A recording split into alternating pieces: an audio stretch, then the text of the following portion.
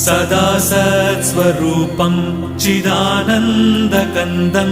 जगत्सम्भवस्थानसंहारहेतुं स्वभक्तेच्छया मानुषं दर्शयन्तं नमामीश्वरं सद्गुरुं साईनाथं नमामीश्वरं सद्गुरुं साईनाथं भवद्ध्वान्तविध्वंसमार्ताण्डमीड्यं मनोवागतीतं